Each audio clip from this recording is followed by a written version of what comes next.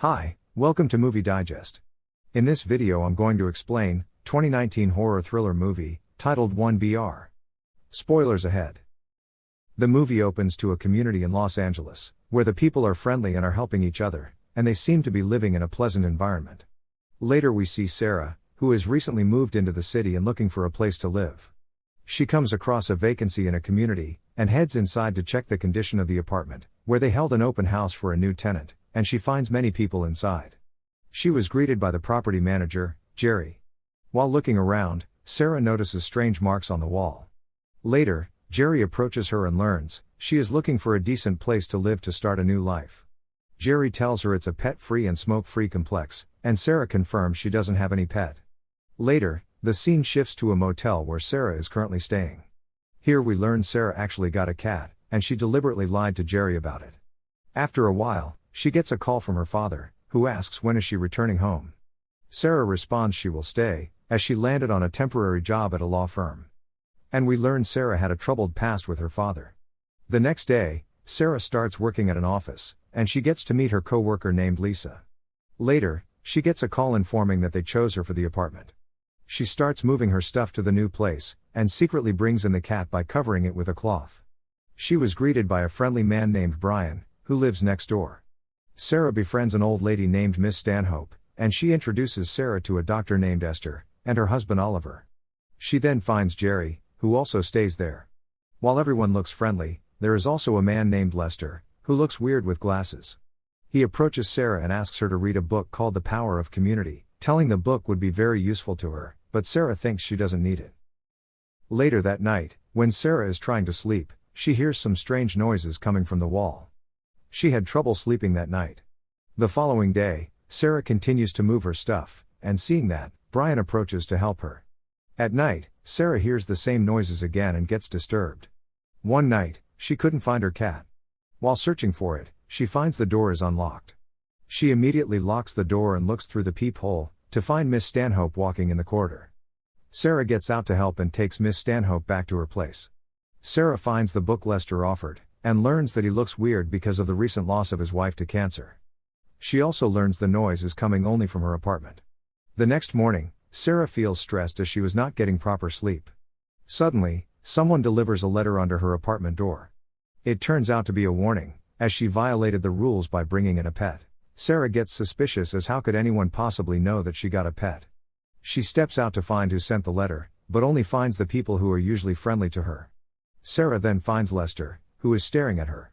When she calls him out, he immediately runs away. Just then, Brian comes out of his room, and invites her to the dinner party he is hosting that night.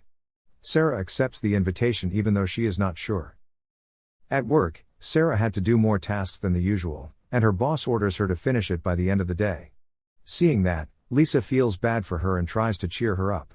Later, Sarah brings Lisa along to the apartment, and remembers that she had promised to attend Brian's party. Brian then comes out of his apartment and asks her to join them. Sarah apologizes for being late and says she will join later. Sarah takes Lisa into her apartment, and explains about the strange noises all the time, causing her headaches and tiredness because of inadequate sleep. She even thinks of getting back home, but Lisa thinks it's a wrong decision. Sarah then talks about her relationship with her father, where he had an affair with a nurse, who was appointed to look after her ailing mother. Hearing that, Lisa tries to cheer her up. She even suggests Sarah to move out and thinks they should get a nice place together. Later that night, Sarah got awake by a strange smell. As soon as she checks it, she again finds a threatening letter about her pet on the oven. Sarah opens the oven to find her cat dead. She was shocked and couldn't believe what she had seen. Suddenly someone grabs her from behind, and ties her to a chair. Sarah suspects it's Lester, but she was surprised to see Brian. When Brian is preparing an injection for her, she manages to break the cheap IKEA chair and escapes from there. She screams for help and bumps into Dr. Esther in the corridor. But it turns out she was involved in it, and gets tased by Brian. Sarah is being taken back to her room, while the other residents just keep watching it. It turns out that they planned to do that to her at the previous dinner party, and Esther thinks it's a bad start. Just then Jerry arrives, and sends everyone out to execute their plan. Sarah is then given an anesthetic injection. Few hours later, she wakes up in a room where every window has been sealed. Realizing they held her captive, so she screams for help but no avail. After a while, She hears footsteps approaching, and it turns out to be Brian and Jerry. Sarah pleads them to let her go. Jerry then reveals they got her fired, and cuts all the ties with her friends by sending a fake message from her phone, and no one will be looking for her. Brian then tells Sarah to face the wall and put her hands on the strange marks, which she has observed during the open house. Sarah refuses to follow their order, so Jerry brings in Lester to show the consequences if she does not comply. Jerry tells her those injuries result from attacking him and trying to escape. Sarah finally obeys their order, and places her hands on the wall. Brian shows her a light, and tells her she shouldn't move while the lights are on, and can only rest when the light turns off, and they will watch her through the camera. Jerry tells her it's for her own good, and thinks she will thank him someday. After standing in that position for a while, they play loud music to make her feel even more stressed. She stays in that position for hours until the light goes off. This goes on for a few more times, until she can no longer stand and fall down even though the light is still on. Seeing that from camera, Jerry and Brian return to her. They punish her by nailing her hands to the wall.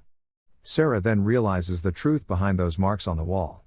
Sarah is now standing for more hours than usual, where she's getting tired and begins hallucinating, where she hears her father, who came to save her, and tells her to pull her hands off the nail.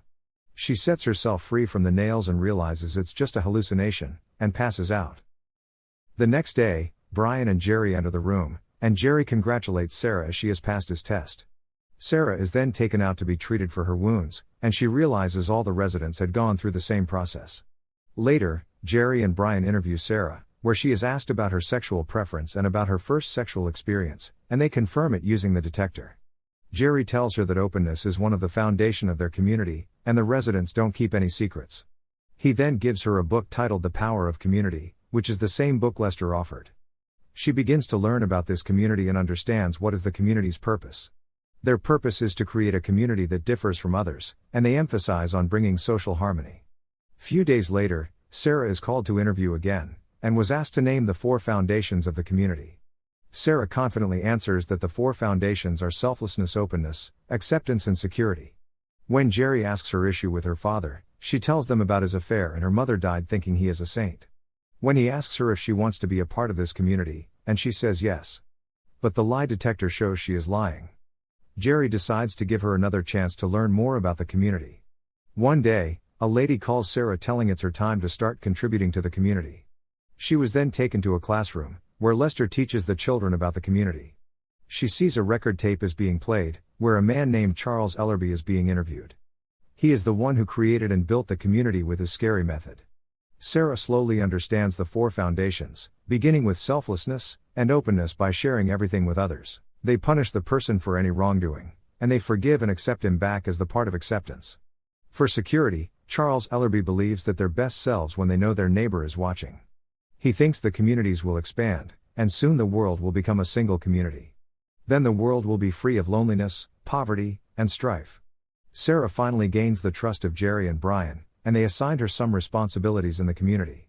Therefore, she was taken to a room that turns out to be a monitoring room, where they watch all the activities of the residents there. Sarah realizes she is being watched since the day she moved in. They are monitoring the residents as the part of their 4th foundation, security. She finds out a security camera behind them, and asks who is watching them. But Brian tells that it is none of their business, and tells her to return to monitor the screen. Sarah finds Miss Stanhope is sick and needs help. She alerts Brian to help her. As a result, she receives praise from Jerry for her efficiency in carrying out her responsibilities. All the residents of the apartment came to visit Miss Stanhope. Brian tells everyone about Miss Stanhope's contribution to the community during her time as a resident. All of a sudden, it turns out to be a farewell words. Sarah panics when she sees the gas tube is being prepared. Brian whispers to her that Miss Stanhope can no longer contribute anything to the community. Surprisingly, Miss Stanhope just accepts it. Sarah tries hard to control her emotion, while they inject poisonous gas to Miss Stanhope. She eventually dies while holding Sarah's hands. Later, Sarah was called to ask if she wants to be a part of the community, and she says yes. She finally got accepted by the community, and Jerry led her to the courtyard. They marked behind her ear using a hot iron, and Brian shows his mark as proof that everyone gets that. Later, all the residents welcome her into their community, and they celebrate. They also announce that Sarah will be Lester's partner, as he became a lonely man since he lost his wife to cancer. And Sarah accepts it, as she got no other choice but to complement one another in that community. The two of them are eventually get married. Lester takes Sarah to his apartment right away, and she learns her apartment is no longer hers and it is for a new candidate. Lester invites her to his bedroom, but suddenly Jerry storms in and tells her they got a problem. It turns out that her father shows up to meet her. Jerry tells Sarah that she has to make sure her father won't come again, or they will kill him. They renovate an empty apartment to look like her place, and she finally meets her father after a long time. Her father apologizes for keeping her in a tough spot, and for betraying her mother. But Sarah uses harsh words to blame her father, in order to save him from being killed. She even tells him not to visit her again. Her father gets upset and leaves. Later, Sarah gets back to Lester. And it turns out that Lester was trying to show her the sewing machine that her mother had gifted her. He then shares that he had thought about escaping out or committing suicide, in order to get out of the situation. However, his wife helped him to accept his life. One day, the cult is holding an open house and looking for a new member. Sarah is shocked to find Lisa has also came to apply for the vacant apartment.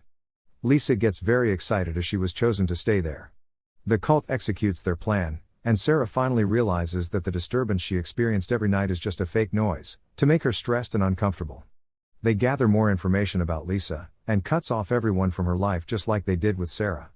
However, Sarah mentions Lisa is a strong person and will definitely fight back. Sarah proved it right as Lisa has bitten Brian's ear. They sent Sarah in to calm her down, but she cannot do so. Lisa fights back and tries to escape, but Jerry stopped her and he ties her up. He tries to punish her by stabbing her ear hole with a screwdriver. Sarah is ordered to hold the screwdriver. When Jerry is about to hit it, Sarah got herself back and stabs Jerry in the neck with the screwdriver. Sarah and Lisa rush out from the room, but Lisa gets shot as Jerry is still alive. Sarah then immediately attacks Jerry and manages to kill him.